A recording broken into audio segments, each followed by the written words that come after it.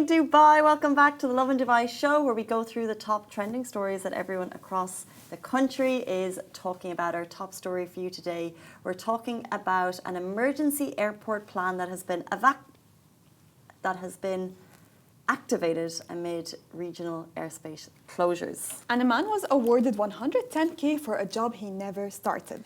We're talking about the UAE doctor who has shared some frightening ChatGPT predictions. And a millionaire entrepreneur has spare apartment for Dubai's stray cats. This is the most amazing story I've seen on my feed this week for sure. And in today's rapid weather report, it's mostly sunny with temperatures ranging from 30 to 40 degrees with humidity inching up to 90%. In some parts, it was sticky today. The windows were sticky. God, when I opened my curtains, yeah, and I saw the drops of humidity, something inside me shattered. It's like our own sauna. So, I mean, you can use it to lose weight. Maybe. Burn those extra calories. Mm-hmm. Burn those extra calories. Ojo, were you outside all night? Your AC was not Oh my working. God, that's the worst thing that could ever happen to anyone. Oh my gosh, so sticky. I feel sticky thinking about you. Asleep last God bless night, you. and Honestly, I don't know weird. how you did it.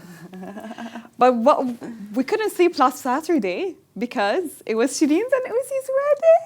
How cute. Beautiful. I reviewed some of the videos today of the first look. So cute, adorable. Congratulations to them, so cute. Congratulations to Uzi and Shireen. And I think they had by far the classiest weddings of the year. Can I tell you, I'm getting married soon and she's stolen a few ideas from me. Can you give us some hints? I mean, she's stolen some ideas from me. I know she got married before me and she's an influencer with 12 million followers, but we're on the same line. So I think she looks stunning. She looks so beautiful good. And so classy. But what happened is, I don't know why exactly for Shireen's wedding, but if you open TikTok, if you open any social media platform, a lot of people were criticizing her look. Specifically, her hairstyle. They called it, not my words, not my wording. They called it lazy. They said this is the hairstyle they do to do that last minute errands run. This is not a bridal look. For her. Yeah, can you imagine like waking up to such comments? No. I know. I'm just gonna. It's like this is the hairstyle I do when I have oily hair. Never criticize a bride's look. I hate the internet. Why? You pesky trolls. She's a beautiful young girl. She woman. looked gorgeous. Look at her. Why would you look at the hairstyle when you see this face? Like, look at her. How she looked so beautiful. She looked so classy. She's always been simple. She's a simple girl. Shireen is known for her simplicity. Interesting.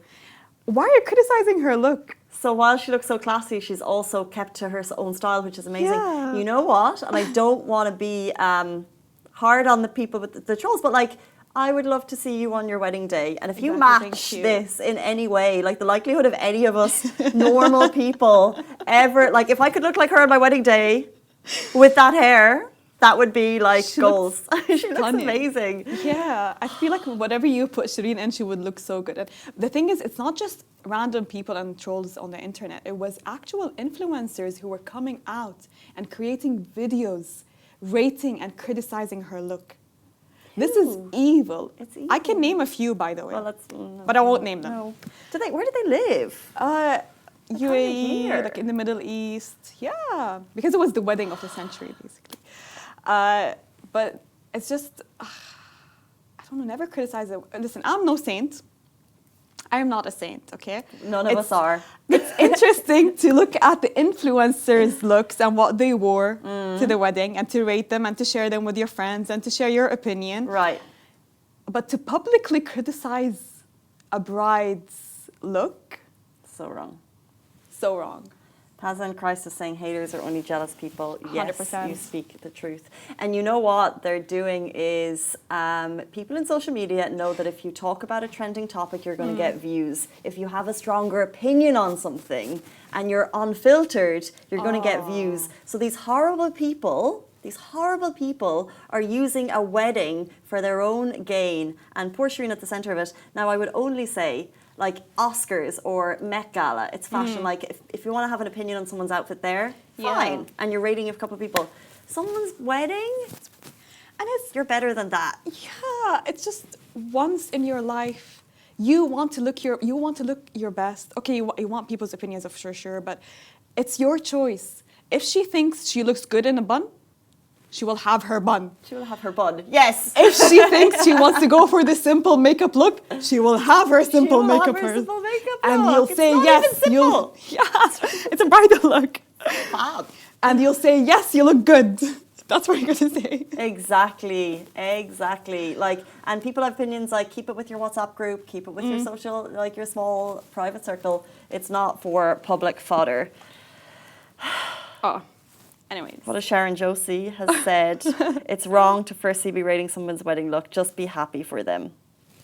Yeah, just be happy for them. We agree with you. Okay, some big stories today. Later on in the show, we're going to talk about this amazing, we're going to say cat entrepreneur, but not exactly, an amazing millionaire in Dubai who's got apartments around the city for stray cats, which is just a phenomenal story. But let's jump into our top story of the day. So UAE activates emergency airport plan amid regional airspace closures. So in response to regional flight disruptions, following the Israel-Iran conflict, the UAE has launched an emergency airport plan to ensure safety and support for travelers. The Federal Authority for Identity, Citizenship, Customs and Port Security ICP confirmed it's working around the clock with airlines and relevant authorities to keep UAE airports operating smoothly. Field teams have been reinforced to provide 24/7 assistance to stranded passengers, helping with accommodation, logistics and flight updates as well. The ICP also introduced a streamlined entry system in airports and is directly guiding travellers through this process, all while coordinating flight rescheduling with airlines. The authority said this response reflects authentic Emirati values, putting safety, service and passenger care first during these uncertain times. I think we collectively all hope that these regional tensions will de-escalate. And just yesterday, His Highness Sheikh Abdullah bin Zayed Al Nahyan, Deputy Prime Minister and Minister of Foreign Affairs, spoke on the phone with Khaja Khalas, a EU High Representative for Foreign Affairs and Security Policy and Vice President of the European Commission. So basically, they discussed the escalation, regional issues and problems.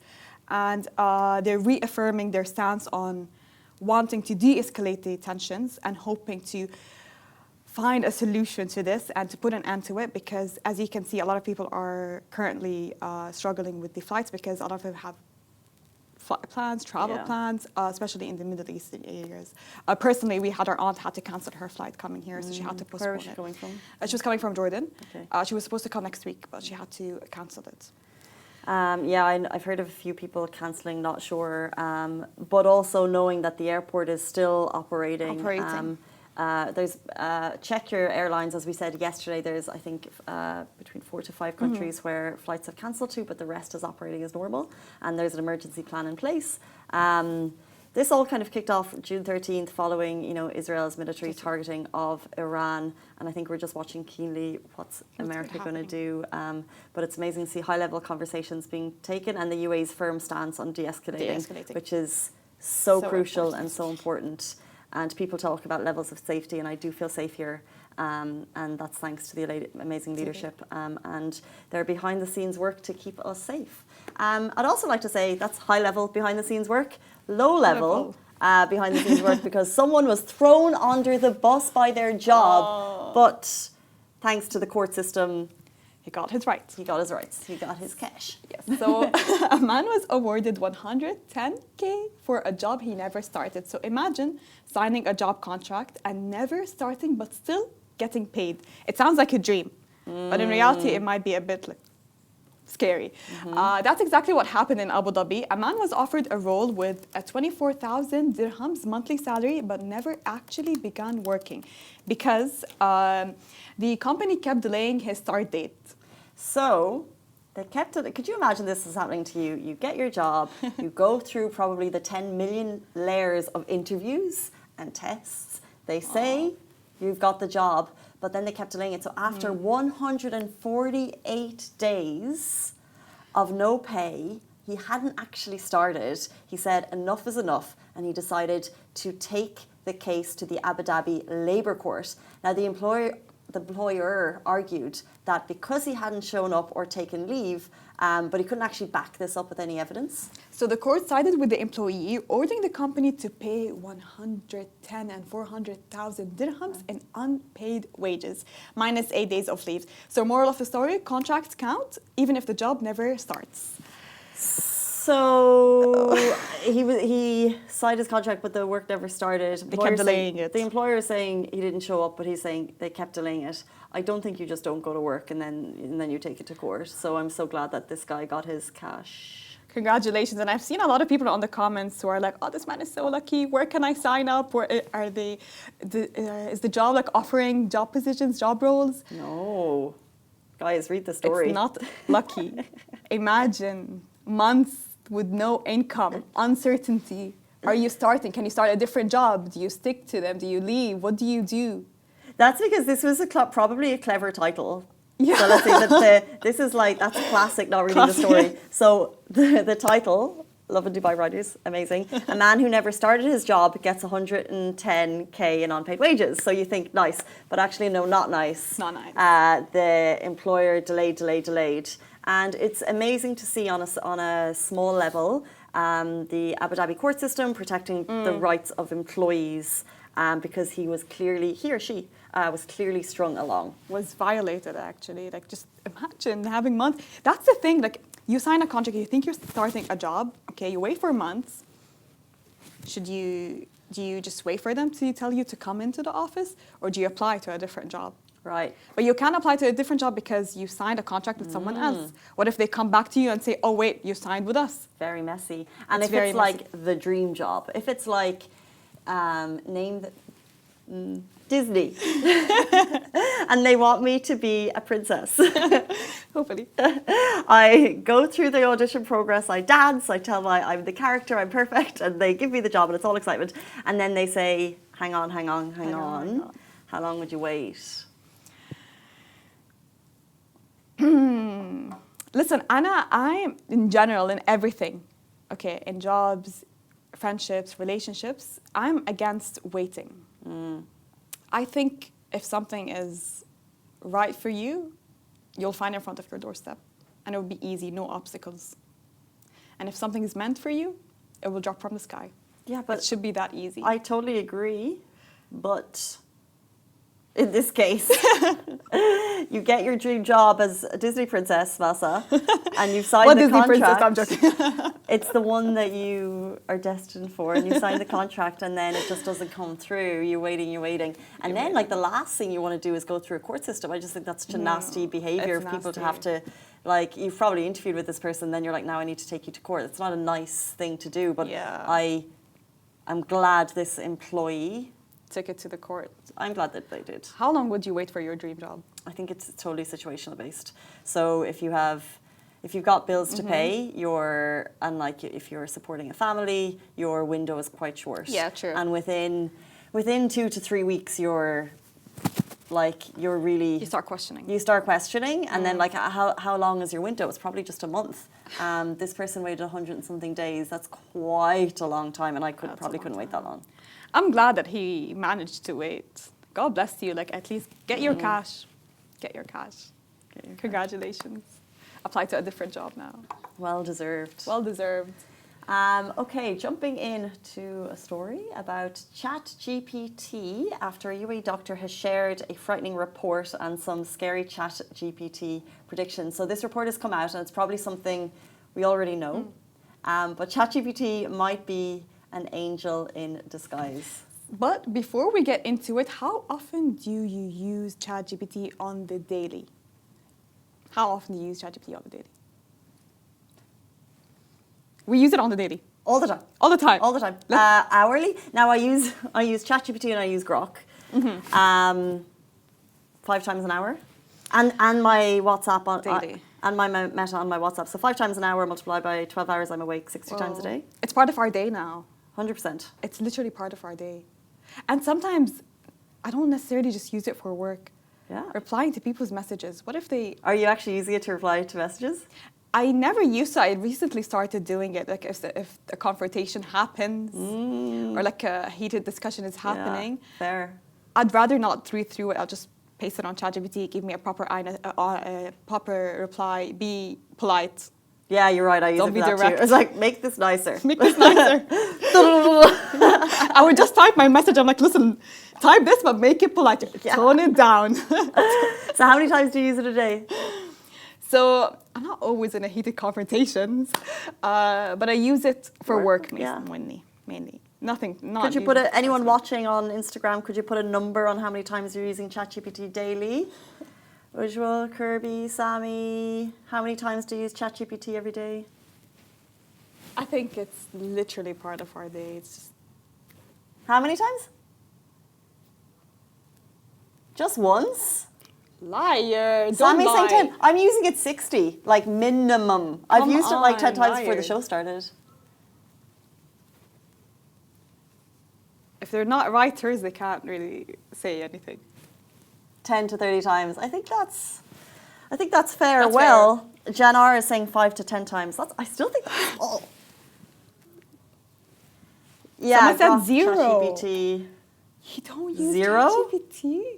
Bravo. Well, bravo, yes. Your mind must be filled with creativity. If that's true, you're so lucky because a UAE doctor has shared a new study that found people using ChatGPT to write things like essays showed lower brain activity. And in fact, so think about students, they're performing worse in tests compared to those relying solely on their brains. It noted that AI use led to skill atrophy, so basically your critical thinking, memory and language skills when users later performed tasks without AI. And the doctor basically said, plain and simple, it can make your kids stupid. It kills creativity and innovation, and by using this will negatively impact our future generations. Listen, from the video, he's not directly telling people don't use ChatGPT. He's acknowledging the fact that it's part of our daily lives. What he's trying to promote is to use your own creativity, to align your ideas, put them on ChatGPT, and ask ChatGPT to make it neater, better phrasing, but don't completely rely on ChatGPT. I don't think that's what he's saying. I think that's what Ujwal does, but that's not what the doctor is saying. The doctor is saying that it's killing our brain. Yeah, it's killing. Like we should actually be like we're just asking ChatGPT to make our work better, which is maybe it's fine later on in life, but when you've got students, relying on young ChatGPT, kids, like 13, 14-year-old, like how simple is the text that my prompts? They're pretty basic. Within seconds. I don't even need to think about it and I get a produced piece of work back. So that means you've got kids simply saying like, make this better, right? Make this better, yeah. So their language and their fluidity, like what they're learning, they're not improving. And at that age, it's so important. So what do you think is the right way to do it? Do you think we should not use ChatGPT at all? Well, that's a great question. Should schools and workplaces ban ChatGPT? I think from what I know, I'm not a university kid, from what I know is that in universities, they're using machines to detect the use of ChatGPT. So you cannot rely on ChatGPT. Really? Yeah. Oh.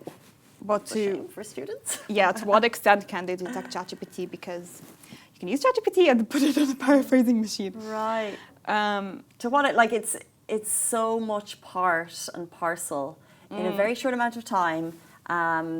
It's part and parcel of everyday life, and I'm kind of surprised to see that people use it quite less. But but everyone can use it. Like even like small household tasks. I'm asking chatbot AIs for help. Yes. And it's making life faster. True, it makes things easier. It just gives you tips. But I think we should not worry. You know why? Why? Because we grew up without ChatGPT. Yeah, we're smart enough. We're lucky. It's like how, what I think about it is we know it kills creativity and innovation, but it still helps a little, and we're all using it, so it's never going away. It's like, imagine if when Instagram was launched, imagine if someone said, well, it's going to make people compare people with each other. And that's it's exactly going to what be it's popularity contests. It's going to probably lead to negative emotions rather than positive endorphins. Maybe we should ban it.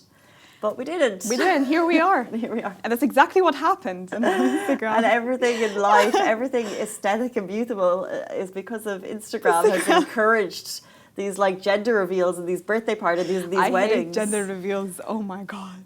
That's all because of social media. True. Because we like the big balloons and the G-Wagons and all sorts. It's because all over. social Did you media see the encouraged. most recent one, the G-Wagon one? Maybe that's a different story for another day. Yeah, well, let's talk about the G-Wagon one tomorrow. It's on our feed if you want to see it out. So I don't think it can be banned. I think it's part and parcel, but we need to, I don't know. Didn't they say the same thing about Google when it first came out? What did they say? Kids are not going to be using books and researching. It's just a tap away. All they need to do is just research. What if they're not sure about the accuracy of the information? Said the same thing about Google. Very good. Yeah. Yes. And actually someone, I heard a conversation, they said with ChatGPT, there needs to be better verification and like verification tools. So like X will have like a tick or something. They can start encouraging that. True. But for now, it's very much part and parcel of the day-to-day. Let's take a quick break to shout out the Lovin Dubai Show podcast, your go-to for the biggest stories, real talk and top guests from around the UAE. Because yes, this show is in fact a podcast. And you can listen anytime, anywhere. Just hit the follow button wherever you listen to your podcast and you'll never miss an episode. Let's jump in to this next story. It's about a millionaire who rents apartments in Dubai for stray cats. I'm going to say that again because I think it's so amazing. Stray cats. There is a millionaire in Dubai. Oh, that's so cute, adorable. That's just, like on his feed, he's got so many photos of him and cats. So he's obviously a cat person, but he's renting apartments. His name is Saygin Yalcin, who was the founder of Suit.com when he first moved to the UAE. Moved to the UAE with a backpack, by the way. Amazing story. Sold Suit.com to Amazon for 580 million. Has gone on to more and more businesses. And in this apartment, in this viral video, there's 50 cats living in an air-conditioned apartment to escape the Dubai heat. He's the founder of SellAnyCar.com and BuyAnyCar.com, and he's creating a safe haven for cats across the city. So providing food, water, AC, and even a pet camp for each city to ensure their safety. How cute! Not all heroes wear capes. Like you always talk about, like so cute. If you were a millionaire, what like, would how you would do? you give back? But like, how sweet! Like houses for cats. So nice. Can he offer visitations To go in? to go in? I don't know. Maybe that should be a suggestion. Message him. What if someone wants to donate food? I saw cat toys. Cat toys. We saw on the post, Pet Shop jumped in and they're like, we'd like to support, but he doesn't need it. He doesn't need it, no. Because he's loaded, I guess. Oh my God, that's just such a throwback, souk.com. But maybe found it. Maybe if volunteers, maybe he needs that. I'm not sure. We had him on the show once before, and his story and journey is so epic. But one of the interesting things is he's one of these like. He hasn't taken a day off. He doesn't take a day off. Hasn't taken a day off in a decade. Hustler. Yes. Working Bravo. hard, nearly sleeping And still at the giving office. back. Yeah. That's he's an angel. He's an angel. I know, he's so cute. And like he shares some of the stories of the cats. Like he basically says the stray cats in Dubai that you see outside, they cannot withstand that heat. They are dehydrated, and if you don't save them, we know what's going to happen. Save them? Yeah. And sometimes what this brings me, this just reminds me of something that during this heat, a lot of cats, they hide under the cars. Oh, yeah. So make sure to check under your car, or if you hear a meow, please check under your car because sometimes they tend to hide up there. Oh my God. To escape the heat. I'm so glad you said that because we say this and we tell people, but I never really think to do it. But I need to, there's a couple of stray cats in my area. That's the thing. I need to check under my car. You always need to check under the car. That's how they escape the heat. Wait, just like tapping at work? Yeah. Or sometimes, by the way, they'd call for help because they get stuck. Oh. So just keep an ear out. Or they'd hide under the car to escape the sun because they need a little bit of shade. So that's where they hide. I know that because we have a stray cat around our house. And this cat, God bless this cat. It's always under the cars. That's your cat, Oh, though? yeah. It's your family's cat. Yeah. When you I move, need to will the cat teach this. come? Yeah, the cat is coming. Of course the cat. He's a stray cat, but he's a very spoiled cat. You know, How so? He needs his specific cat food. You know, he likes only one type of cat food. No way. Yeah, For sure. very spoiled. That's okay. Yeah, no leftover foods. Will reject leftover foods. You think this cat will survive in the wild? Never. What type of food? I don't know what they're called, but like I know they're fish flavored. That's what the Right, cat fish likes. flavored. Oh, well. The fish flavored only. No chicken, not nothing. What's the Fish cat called again? You said it before, I can't remember. Ruhi. Ruhe. Let's just say Ruhi. Oh, Ruhe. Lonely. No, it means go away. Oh, yeah. I remember when we were trying to learn Arabic, so it's called Ruhe. But you love him. We love him. We love him. We love this cat. It's a stupid cat, but we love him. I love his Dubai success story because he was a stray cat and now he's leveled up. He's getting the food, he responds. He's got a whole family of humans who, despite Feed the him. wording, you love him and feed him. And moved twice. So this cat moved from Garhoud. Now moved to the villa. Now it's moving to the Falcon City. Where are you going, Falcon City? We're going to Falcon City, yeah. We're yeah. going. Congratulations on that. Thank you. And that brings us to the end of the Lovin Dubai show. If you'd like to hear more about that cat story and the amazing things that Saygin Yalcin has done, there's information on our feed. We posted it a day ago, so you can check out the video, and it's very, very cute. Thank you, Masa. Thank you, Casey. That brings us to the end of the Lovin Dubai show. Have a beautiful day, and we'll see you back here tomorrow morning, same time, same place. Bye-bye.